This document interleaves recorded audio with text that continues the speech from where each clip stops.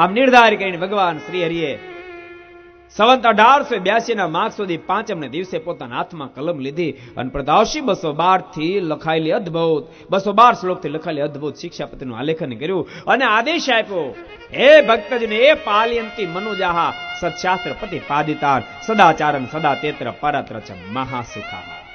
આ અમારી લખાયેલી શિક્ષાપત્રીનું જે કોઈ પાલન કરશે, ભક્તો યાદ રાખજો, એમ ન કીધું મારો આશ્રિત પાલન, જે કોઈ પાલન કરે, જે કોઈ પાલન કરે, અરે ભારતમાં પાલન કરે તોય ભલે, વિદેશની ધરતી પર પાલન કરે તોય ભલે, આ મારી લખાયેલી શિક્ષાપત્રી જે કોઈ પાલન કરશે આલોક અને પરલોકમાં સુખ્યા થશે.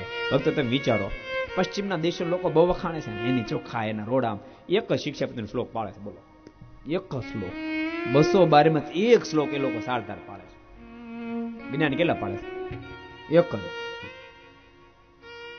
ગમે ત્યાં થૂકવું નહીં, ગમે ત્યાં મળમૂતો ત્યાગ કરવો નહીં, એક જ શ્લોક પાડે છે. કેટલા? એક પાડે તે દુનિયા બસ ગાંડી થઈ ગઈ. બોલો, એવા તો 212 લખ્યા છે. કેટલા લખ્યા છે? 212 લખ્યા. અને ભક્તો ખરેખર જીવ એમાં ઊંડો ઉતરતો નથી. સરદાર વલ્લભભાઈ પટેલ જેવા કોક વિરલ પુરુષ ઊંડા ઉતરે. સરદાર વલ્લભભાઈ પટેલના મોઢામાં શબ્દ નીકળ્યા હતા, ભગવાન સ્વામિનારાયણની લખાયેલી શિક્ષાપત્રીનો એક શ્લોક, વલ્લભભાઈ એક જ કીધો, એક શ્લોક જો પાડે, ભગવાન સ્વામિનારાયણ લખાયેલી શિક્ષાપત્રીનો એક શ્લોક જો પાડે તો આ ગુજરાતની ભારતમાં ગૃહ ખાતું ન જાય, ગૃહ ખાતું ન જાય, પોલીસ ન જાય. એક એક શ્લોક ને એટલો ભાર છે. અદ્ભુત શિક્ષાપત્રીનું આલેખન કર્યું છે અને કીધું આનું પાલન કરશે આલોકમાં સુખ્યો થશે, આલોકને મૂક્યા પછી સુખ્યો થશે. ભક્તો ક્યારેક ક્યારેક છે ને આપણે બહુ સારા સંબંધોની કાંઈક આમ ખરીદી કરતા હોય ને તો પહેલા શું કે હવે લખવાની જરૂર નથી, ભગવાન સ્વામિનારાયણનો આદેશ યાદ રાખજો. ભગવાન શ્રી હરિ કે સગા દીકરાની સાથે ધનનો અને જમીનનો વ્યવહાર કરો તો લેખિત કર્યા સિવાય ન કરવો, લેખિત કર્યા સિવાય. આ બધા આદેશ છે. પછી હલવાઈ જાય ને પછી હેરાન થાય, નથી લખ્યું થાવ જ ને. કેવા શ્લોકો, કેવી અદભુતતા.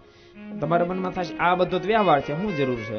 એ વ્યવહાર નો સુધરે તો ભજન નો સુધરે. પોહા એવો ભગત હોય નહીં, પણ 5-50 લાખનું માથે દેવું થઈ જાય ને હજી તો પૂજામાં બેઠો અને માળા હાથમાં લે અને ત્યાં કોઈ લેણદાર આવે, વ્યાજ કીધી આપવું, 3 મહિના થયા, કઈ ભાન છે કે નહીં? ભારે ભગતરો થઈ ગયો, હવે જો નું આપ્યું ને તો હવે તારો વારો પાડી દે. છેલ્લી ફારે મોર્નિંગ આપી પછી માળા તો ફરે, ખાલી પારા ફરે, લાકડા ફરે, મન તો એમાં ઉડી જાય.